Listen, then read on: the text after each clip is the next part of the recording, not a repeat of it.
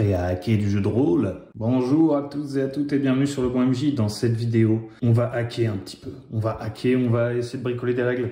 Shadow Dark on Symbaroum. Symbaroum avec une faute, vous voyez, parce que c'est un hack. Alors en fait, c'est juste que j'ai fait n'importe quoi. Si vous suivez la chaîne, vous savez que j'aime bien Shadow Dark et vous savez que je suis vachement inspiré par Symbaroum.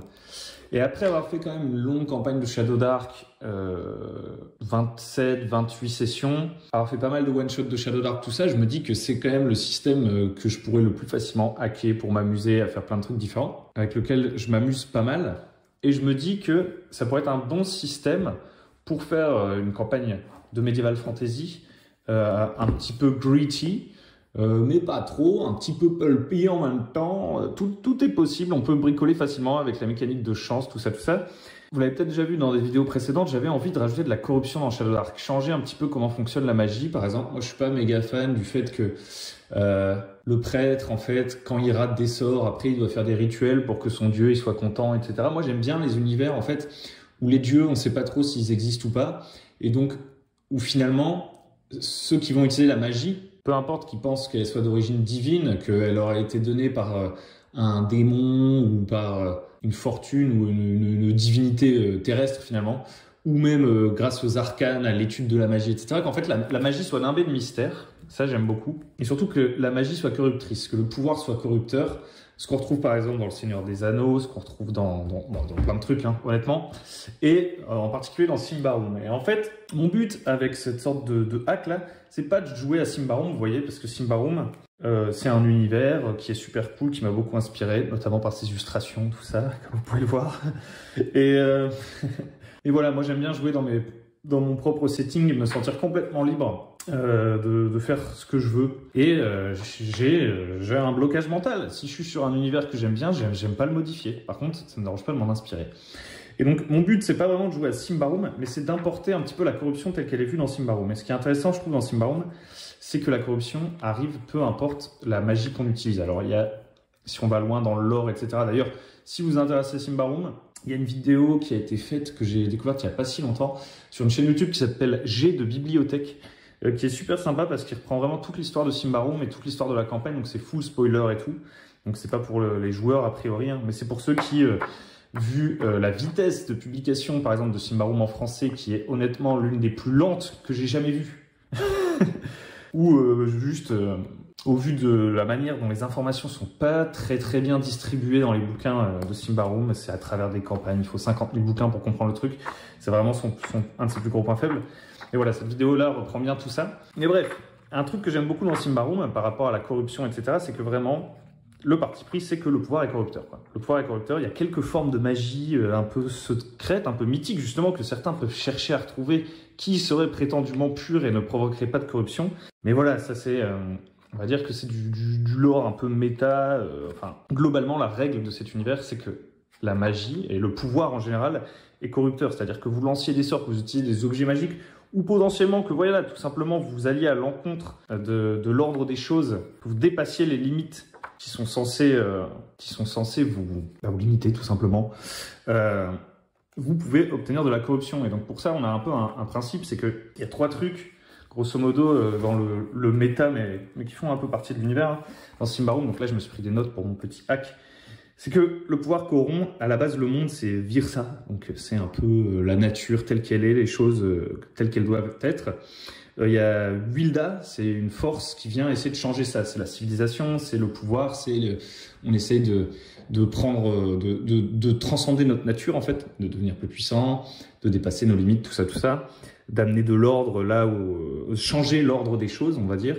Et en fait, quand Wilda vient en confrontation avec Virsa, on va dire, eh bien, il y a Rasa, la 3e force primordiale un petit peu, qui va non pas s'interposer, mais ça va être comme une réaction, en fait. Le fait de vouloir changer les choses, de vouloir gagner plus de puissance, de vouloir transcender sa condition naturelle, ça va provoquer Rasa, une sorte de réaction.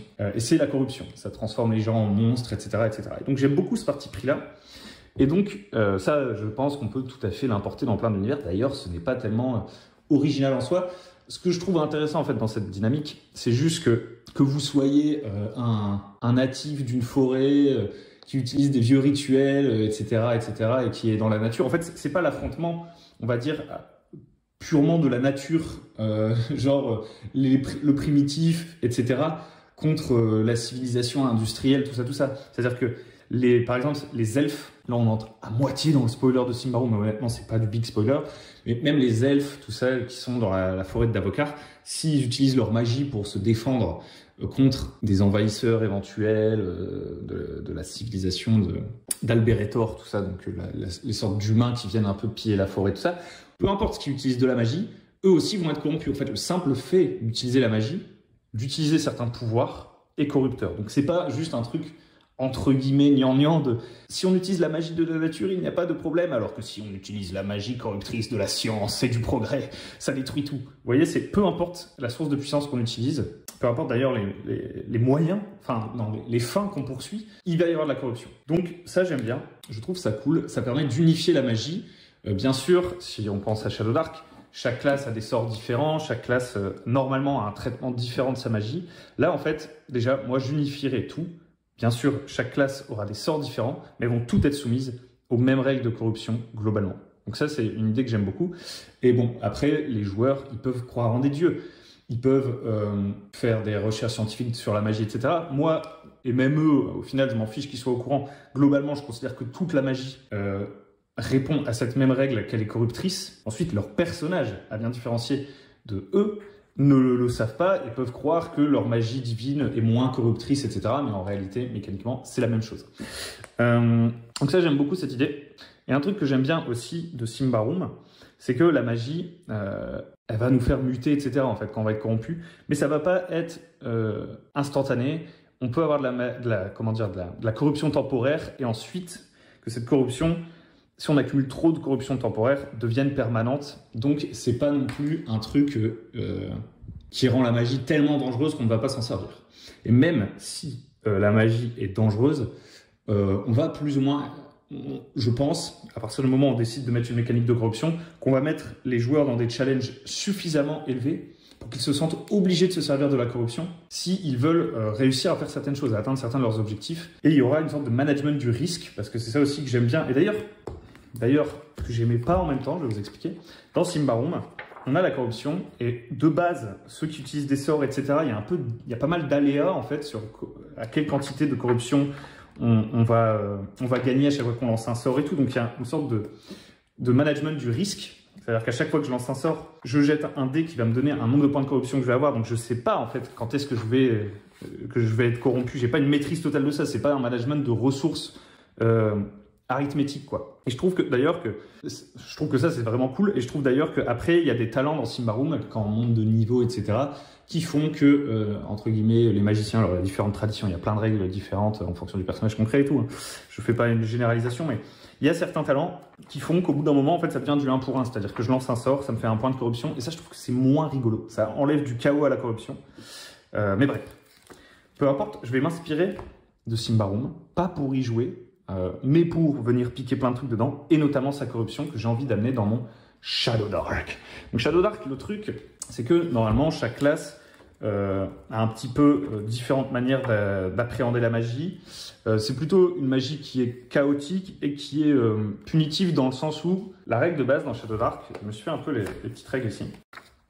La règle de base de Shadow Dark, c'est que je jette un dé 20, j'ajoute ma stat pour lancer les sorts et je dois dépasser la difficulté de mon sort. Si je dépasse la difficulté de mon sort est réussi et je pourrais le relancer. Si je rate mon jet, mon sort ne marche pas et en plus je ne peux plus le relancer avant de m'être reposé. Donc en fait, c'est vraiment, voilà, au bout je perds la capacité de lancer des sorts et je dois me reposer pour pouvoir les lancer. C'est très simple, ça marche très très bien. Hein. Mais des fois, c'est un peu frustrant. Des fois, c'est un peu frustrant parce que à bas niveau, ou même pas à bas niveau d'ailleurs, vous lancez votre sort et en fait, ça marche pas et c'est fini pour la journée, pour le donjon, pour la suite du truc et vous pouvez être un petit peu dagué. Mais on y reviendra après. Et enfin, il y a l'échec critique et en fonction de la classe qu'on a, l'échec critique n'a pas les mêmes conséquences. Si on est un magicien, bah, non seulement on perd notre sort, mais en plus, on crée une sorte de catastrophe magique qui va être nivelé par rapport au niveau du sort qu'on va lancer. Donc si je lance un sort très puissant, la catastrophe magique va être énorme. Si je lance un sort pas très puissant, ça va être un problème, un petit dérapage, mais normalement ça va pas être la fin du monde, quoi. Si je suis un prêtre, en fait ce que ça va faire un 1, c'est que je vais devoir faire une penance, donc une sorte de, je sais pas moi, je vais devoir payer, faire un sacrifice pour que mon dieu me rende ma magie, sinon tant que je fais pas ça, je pourrais pas du tout lancer le sort en question.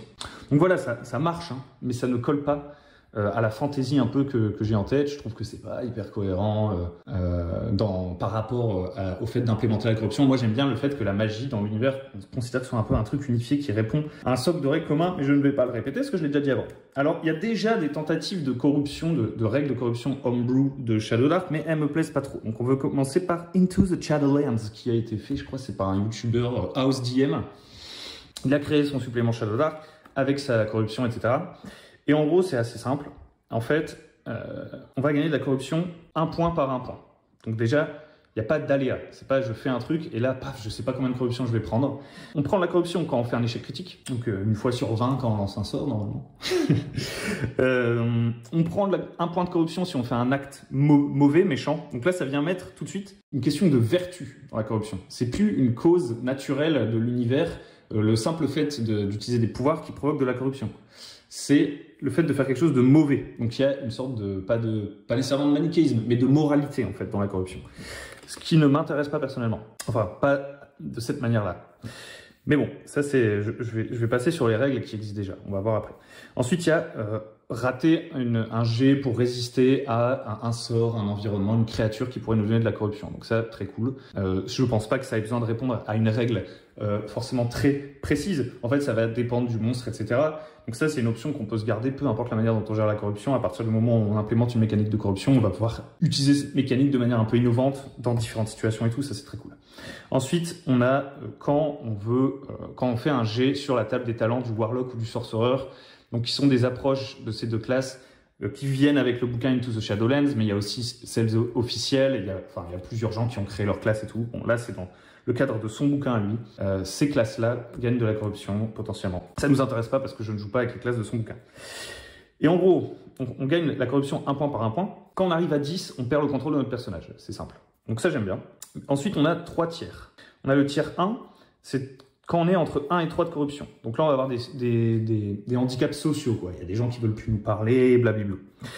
En tiers 2, entre 4 et 6 points de corruption, là, on peut plus gagner de luck token. Donc ça, en fonction des règles que vous utilisez pour les luck tokens, de la classe que vous jouez, des règles maison que vous utilisez pour les luck tokens. Donc les luck tokens, c'est cette sorte de monnaie, c'est les points de fortune, quoi. C'est je rate un jet de dé, ah merde, j'ai fait un jet de merde, et ben j'utilise un luck token et hop, je peux relancer. Voilà. Là, il pourra plus en gagner le personnage. Donc ça, je trouve que c'est intéressant.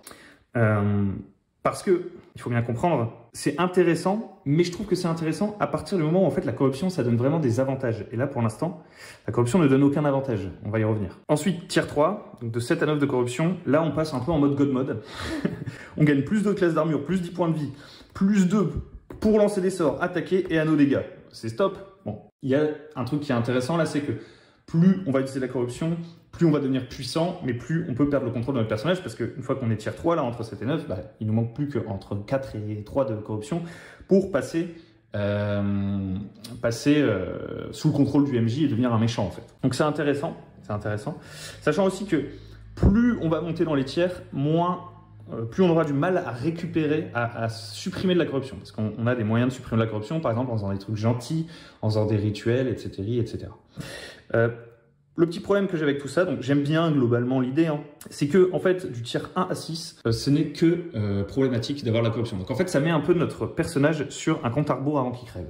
Mais ça ne donne pas une mécanique intéressante vraiment autour de la corruption. Il n'y a que à partir du moment où on est au tiers 3 où là je trouve que c'est sympa. Parce qu'en fait moi je trouve que la corruption ça doit être le prix à payer pour une certaine forme de puissance. Et jusqu'au tiers 7, on ne gagne rien à avoir de la corruption. À part le fait de se servir de la magie. En soi, la magie c'est un avantage quand même assez conséquent. Mais en gros, ça rend juste le jeu plus dur, sans aucune récompense particulière, selon moi, jusqu'à ce qu'on arrive au tier 3. Alors, il y a peut-être des règles du bouquin de Into the Shadowlands que j'ai pas prises en compte. J'ai que regardé les pages qui m'intéressaient sur la corruption. Ça tombe, la balance des classes est complètement changée, etc. pour rééquilibrer le truc. Mais moi, j'ai pas envie de faire ça. J'aime bien ce côté tiers, tout ça. Mais moi, ce que je veux, c'est que la corruption soit une mécanique que tout le monde peut avoir envie d'utiliser pour avoir des avantages rapides. C'est vraiment la voie rapide des sites, quoi. Vous voyez ? Et que ça donne envie de s'en servir, en fait, tout simplement. Là, je peux essayer de spammer mes sorts, peut-être, en termes de ce à quoi le système va essayer de me pousser. Je pourrais avoir envie d'arriver au tier 3 pour avoir tous mes méga bonus, mais bon, voilà, je trouve que c'est un peu trop C'est un peu trop... on passe un seuil et d'un seul coup, tout change. Ensuite, on a une autre possibilité, c'est d'utiliser Unnatural Selection, qui est un autre truc third party qui n'est pas encore sorti en physique, mais dont les PDF sont prêts. Je pense que ça va bientôt arriver. Donc, c'est un autre truc qui n'est pas officiel. Là, il y a tout un truc. Donc là, il y a vraiment un lore autour de la corruption. En fait, il y a une histoire. C'est la nature qui a signé un pacte avec les démons pour pouvoir se protéger, avec le fel, etc., etc. Donc, il y a tout un truc. Et là, c'est assez violent. C'est-à-dire que, en fait, une fois que vous êtes atteint par la malédiction du fel, donc c'est la corruption, hein, grosso modo, c'est un équivalent, peut-être plus vu comme une maladie, etc. C'est beaucoup moins progressif, déjà. Et une fois que vous êtes atteint par ce truc, déjà, votre alignement, vous passez à chaotique. Bon, moi, les alignements, je m'en fous un petit peu. Mais ça met le ton, quoi. C'est-à-dire que vous rejoignez plus ou moins le mal. Vous devez maintenant vénérer Dominus, un dieu maléfique de ce supplément. Vous êtes immunisé au jet de morale. Alors ça, immunisé au jet de morale, normalement, les PJ ne font pas de jet de morale. Mais c'est parce que cette règle, c'est la même pour les PJ ou pour des créatures, etc. qui seraient corrompues, hein, d'accord? Donc, vous seriez immunisé au jet de morale. Vous gagnez immédiatement 4 d'intelligence, cette intelligence malicieuse qui vous permet d'accomplir le mal. Donc ça, c'est un gros bonus, surtout pour les lanceurs de sorts. Et vous jetez un dé pour avoir une mutation aléatoire. Vous jetez un dé pour avoir une déformation de votre peau aléatoire. Vous jetez un dé pour avoir une mutation aléatoire. Vous jetez un dé pour avoir un pouvoir aléatoire. Il y a plein... D'un seul coup, votre personnage se transforme. En plus, à partir de maintenant, vous êtes contagieux. C'est-à-dire que si vous faites des dégâts physiques à des gens, paf, ils sont aussi atteints de la contagion. Ce qui est hyper violent. Hein. Donc, je me suis infligé. Encore une fois, je vais aller m'inspirer. Si ça tombe, c'est pas aussi violent que je vais le dire, mais je crois que si. Hein. Je ne crois pas avoir lu quelque chose qui va à l'encontre de ça. Il suffit de se prendre une attaque de dégâts physiques d'un truc corrompu pour avoir tout ce truc qui se déclenche, quoi. Donc là, c'est encore pire, je trouve, en termes de changement drastique. Je trouve que c'est trop violent pour une campagne. À la limite, sur un one-shot, ça peut être rigolo, vous voyez, sur un truc assez court pour aller directement dans la mécanique. Mais sur une campagne, le fait qu'il y ait une créature du fel qui me frappe et paf, d'un seul coup, je mute 100%. C'est un peu bizarre. Hein. Et puis, si j'attaque quelqu'un, paf, il mute aussi. Enfin, je sais pas, je trouve que c'est un peu violent, perso. Mais voilà, je deviens contagieux, je peux plus gagner d'XP. Et par contre, encore une fois, il y a des moyens de se retirer la corruption. Et au moment où on me retire, la malédiction du fel, au moment où on me retire la malédiction du fel, je peux avoir des after effects, c'est-à-dire qu'il peut rester des effets qui me restent dessus. Donc je pense que c'est un jeu là qui invite plus à devenir corrompu, ne plus être corrompu, redevenir corrompu, ne plus être corrompu, vu qu'il y a ce côté after effects qui est pensé, et ce côté vraiment... on passe en mode corrompu, pas corrompu. C'est un peu comme un bouton. Hein. Touc, touc. Bah, je me dis que ça doit pas mal bouger, les lignes, je sais pas. Et puis surtout, il n'y a pas de question ici de perte de contrôle du personnage. Contrairement à celui-là, où la corruption, petit à petit, paf, on devient vraiment complètement corrompu, on peut devenir maléfique. Donc ça, c'est différentes manières de traiter le truc. Maintenant, je vais vous parler de ce que moi, je compte faire. Ce que je compte faire, moi, c'est Shadow Dark and Symbaroum. Donc, dans l'idée, j'ai envie que la magie coûte de la corruption. De base. Ça veut dire que si je fais ça, le premier défi, c'est de rendre ça pas trop pénalisant. Si c'est trop pénalisant, je casse l'équilibre de mon Shadow Dark de base, vous voyez.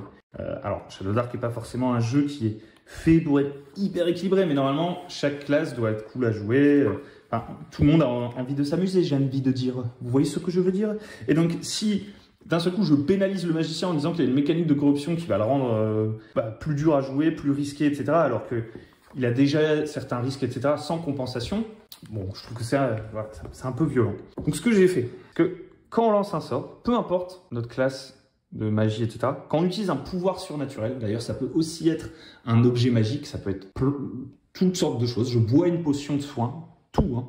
Donc, ça rend le jeu globalement plus dangereux pour tout le monde. Quand je fais ça, je prends un point de corruption. Quand je ne suis pas satisfait du résultat d'un de mes trucs de corruption, c'est-à-dire j'ai mon sort qui a raté, j'ai bu ma potion de soin et elle m'a pas assez soigné à mon goût, mon objet magique, alors je pense pas le faire sur tous les objets magiques, vous voyez, une épée plus 1, je peux considérer que c'est une arme super bien forgée et qu'il n'y a pas de magie derrière, et donc à chaque fois que je tape avec, ça ne me fait pas de la corruption, vous voyez. Et quand il y a un truc un peu avec un pouvoir, un truc comme ça, et que je trouve qu'il fonctionne pas suffisamment bien ce pouvoir, je peux décider, au lieu de prendre un point de corruption, enfin en plus de prendre un point de corruption, devrais-je dire, de lancer un des 4 de corruption. Je gagne cette corruption en plus, donc je peux prendre 5 points de corruption ou 2 points de corruption en faisant ça, vous le voyez bien, avec la volatilité du D4, hein, n'est-ce pas? Eh bien, je peux faire ça pour relancer mon dé. C'est-à-dire que si je rate le lancer d'un sort, normalement je ne peux plus m'en servir, ça reste la même règle que dans Shadow Dark de base. Je peux dire, ok, bah je prends de la corruption, et dans ce cas-là, je prends un des 4 de corruption. Je bois une potion, elle n'était pas à mon goût, je regagnais 3d6 de points de vie, j'ai fait un triple 1, j'ai gagné 3 points de vie. Je dis, Ah, c'est pas terrible. Je vais lancer un D4 de corruption, donc je vais gagner plus de corruption. Si je bois juste la potion, je prends 1 de corruption. Si je décide de gagner plus de corruption, de rajouter un D4 à ça, je peux relancer mes petits dés là, de potions magiques et regagner plus de points de vie. Donc en fait, c'est un choix qui peut me donner vraiment un gros avantage.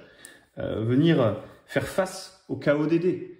Et il y a un truc philosophique qui colle à peu près pour moi, c'est que de base, le jeu est très volatile, hein, Shadow Dark, on jette beaucoup de dés, etc. Et en gros, quand je veux exercer ma puissance, que je veux avoir plus de pouvoir sur la narration, finalement, dire merde aux dés, je vais gagner de la corruption. C'était mon but, le pouvoir est corrupteur. Ok. Maintenant, si je fais un échec critique, dans ce cas-là, je peux, de la même manière, je vais prendre une miss-up, je vais prendre une catastrophe magique. Et si la catastrophe magique que je prends dans la tronche me semble particulièrement gênante pour la situation en cours, eh bien, je peux décider de subir un des 4 de corruption pour relancer la catastrophe magique, tout simplement, mesdames et messieurs. Donc c'est aussi simple que ça, en gros. Pour les objets magiques, bah, ça va dépendre. En gros, le plus important pour moi, c'est de fixer des règles pour les classes, hein, pour les mécaniques de base. À partir du moment où on parle d'objets magiques, on parle de monstres, etc., je peux faire au cas par cas, préparer un peu, me dire, ah là, ça va être un donjon avec plein de corruption, là, ça va être un monstre avec plein de corruption, là, ça sera un monstre avec pas beaucoup de corruption, etc., etc. Bref, comment ça marche ensuite? Qu'est-ce qui se passe, en fait, quand je gagne des points de corruption? Je vais tout simplement avoir un seuil, comme dans Symbaroum. Donc, dans Symbaroum, je gagne de la corruption temporaire, pif paf pouf. Et en fait, quand ma corruption temporaire dépasse un certain seuil, je commence à gagner de la corruption permanente qui ne disparaîtra plus. Et si ma corruption totale, donc permanente plus temporaire, vient à dépasser un deuxième seuil qui est plus haut, là, je deviens une créature monstrueuse, etc. Pour faire simple. Là, dans l'idée, moi, je veux pas faire ça. Il y a un seuil et il y a des tiers. Et donc, en fait, ce seuil, il est déterminé à la création de personnages. Les personnages, de base, n'ont pas tous la même résistance, entre guillemets, à la corruption. Donc, on jette 4d2 plus 3. Donc, 4d2 plus 3, je vous fais les maths, hein, vite fait. C'est simple. Hein. Ça va faire que je vais avoir minimum 4 avec mes 4d2. Si je fais 4, 1, plus 3 égale 7. Donc, minimum, je vais avoir un seuil de 7 en corruption. Et si, au contraire, je fais 8 plus 3, eh bien, je vais être à 11. Donc, ça ne fait pas un énorme écart entre les personnages, quoique ça peut quand même faire un gros écart. Mais en tout cas, tous les personnages vont avoir un seuil de corruption qui va être différent. Donc après, comment ça évolue, ça, on s'en fiche. Vous voyez, la mécanique n'a pas à être parfaite tout de suite. Si on se rend compte que c'est un peu chiant, on pourra la modifier, tout ça. Et puis surtout, si on se rend compte que les personnages qui ont que 7 de seuil, il y a un personnage qui dit « Ah, moi j'aimerais bien augmenter mon seuil de corruption, etc. » Bah, je peux lui donner une quête, je sais pas quoi.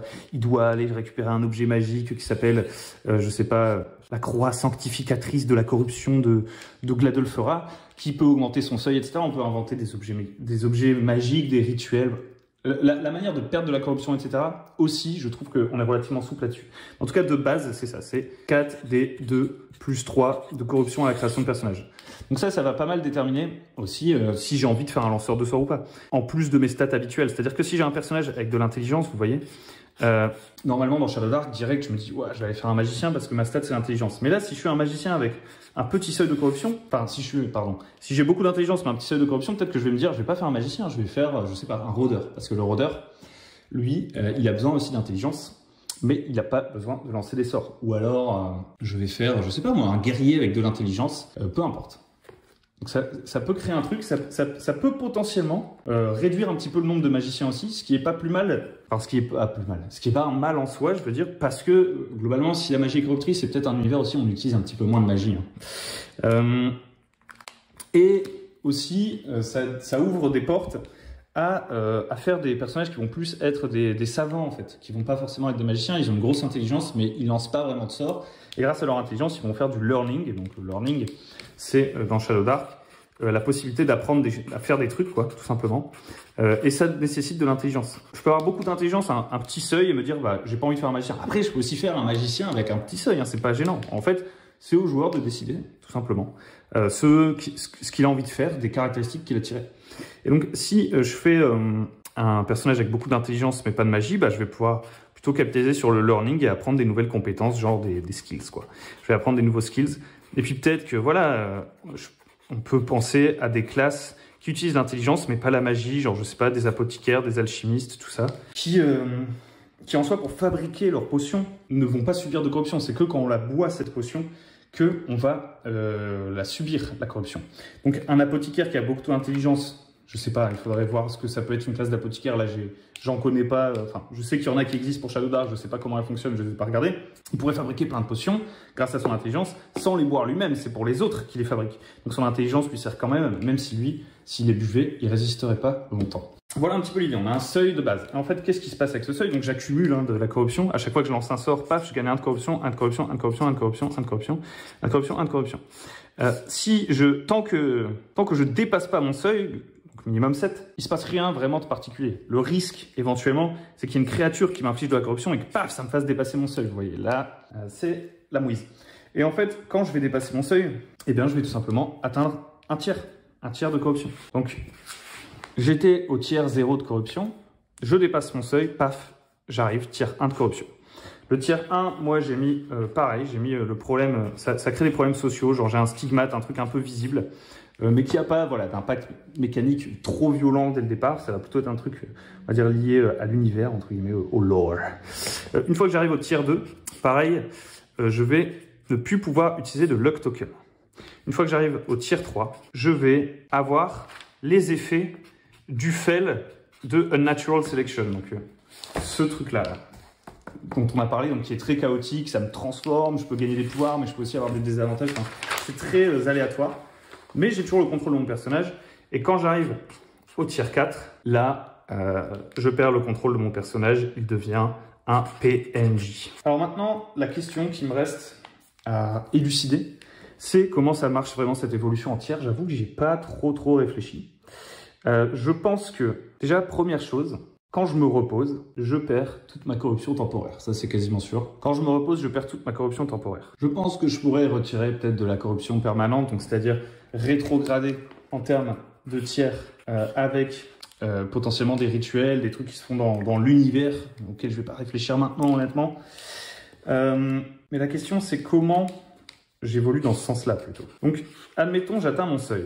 J'atteins mon seuil. Déjà, est-ce que c'est simplement le fait d'atteindre le seuil qui déclenche le truc, ou est-ce qu'il y a un truc de combien j'ai dépassé le seuil, etc. etc.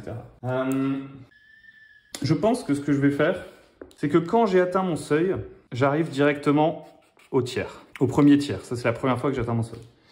Maintenant, qu'est-ce qui se passe au niveau de mes points? Est-ce que si je regagne de la corruption là immédiatement, paf, je passe directement tiers 2? Est-ce que le fait d'atteindre le seuil me ramène à 0 de corruption et je peux réutiliser de la corruption là dans la foulée, ce qui ferait que dans une même scène, en fait, j'arrive tiers 1 et paf, là, je peux continuer à respammer de la corruption pour remonter jusqu'au seuil. Et là, paf, une fois que j'ai réatteint le seuil, paf, je passe au tiers 2.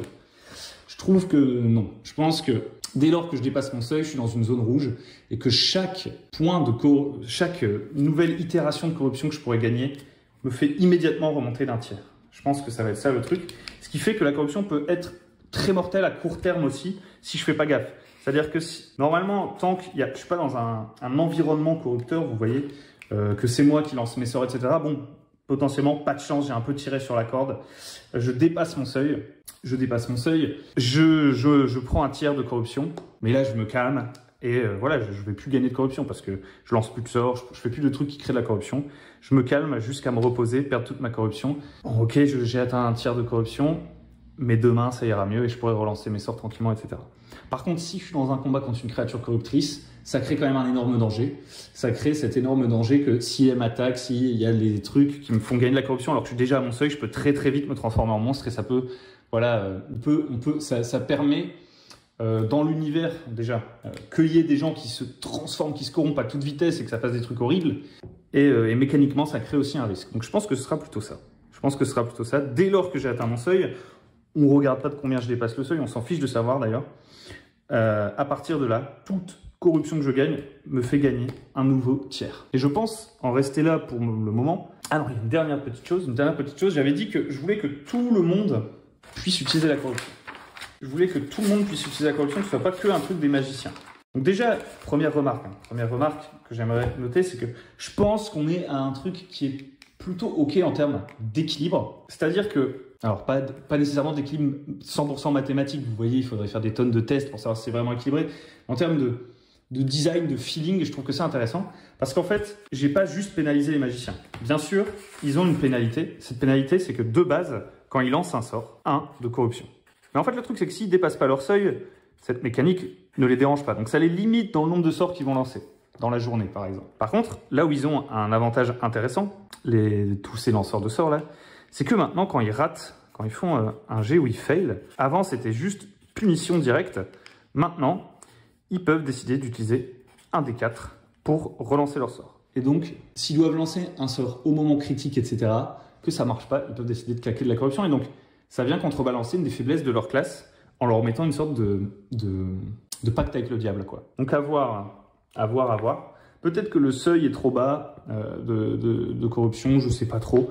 Mais de toute façon, s'il y a des joueurs qui décident de jouer avec cette règle, de toute évidence, ils ont signé pour ça, c'est pour ça qu'ils viennent. Et s'ils trouvent que c'est pourri, ils jouent à un autre jeu ou ils jouent à Shadow Dark avec les règles de base avec quelqu'un d'autre. C'est un parti pris en fait de mettre la corruption dans le setting. Mais je pense que c'est sympa en fait comme ça. Je pense que c'est assez sympa. Surtout qu'on peut très bien imaginer, comme je le disais, qu'au cours d'une campagne, il va y avoir des objets magiques qui vont permettre de consommer moins de corruption. Genre par exemple, je sais pas, si je deviens vraiment un maître de mon art, au lieu de jeter un des 4 de corruption, je jette un des 2 de corruption. Lorsque je fais une sorte de gambling de corruption, etc. Et le truc, oui, que je voulais dire, c'est que, bon, déjà, le fait que les objets magiques, toutes les potions, tous ces trucs-là, puissent coûter de la corruption, ça fait que tous les personnages à ce niveau-là sont mangés à la même sauce. Et le dernier truc, c'est que, à tout moment, un joueur, peu importe que ce soit un guerrier qui a raté son attaque, etc., peut aussi décider de lancer un des 4 de corruption pour relancer son attaque.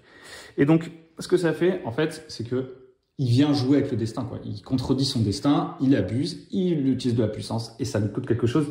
Et donc, du coup, bien sûr, le guerrier, à chaque attaque de base, il génère pas de la corruption. Vous voyez, le guerrier, il est pas là. Oh, je fais une attaque, je prends un de corruption. Lui, le guerrier, de base, il n'a pas de truc qui lui fait un de corruption de base. Mais à tout jet, n'importe lequel, il peut décider d'utiliser le D4 de corruption s'il le veut. Et ce D4 de corruption, ce qui va lui permettre de faire, c'est d'utiliser...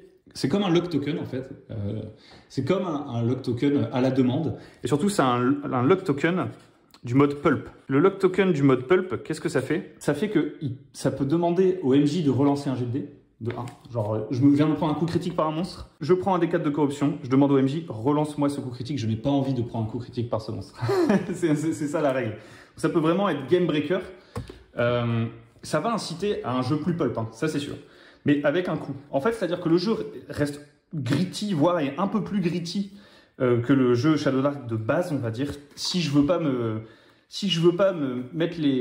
risquer à la corruption, bah, je me prive de capacités ultra pulp qui peuvent me rendre très fort, mais je me préserve de la corruption. Ou alors, je décide de jouer avec la corruption. Et là, je vais pouvoir faire des trucs de fou, quoi. C'est vraiment l'idée. Et donc, je vais vous redire un peu ce que ça fait, les trucs pulp. C'est où? C'est les modes of play. C'est là. Modes of play. Donc le pulp, bon, ça fait qu'il n'y a pas de maximum de lock token, mais ça ne nous intéresse pas tellement. Donc le lock token, ça peut permettre de transformer une attaque réussie en critical hit. Donc ça veut dire que aussi, j'arrive, je fais mon attaque, je fais 3 points de dégâts alors que je faisais 1 des 12 plus 2 points de dégâts, vous voyez, donc j'ai jeté des dégâts très faibles. Malgré une attaque réussie, bah, je le transforme en coup critique. Par contre, je gagne un des 4 de corruption. Je peux l'utiliser pour faire une action supplémentaire dans mon tour.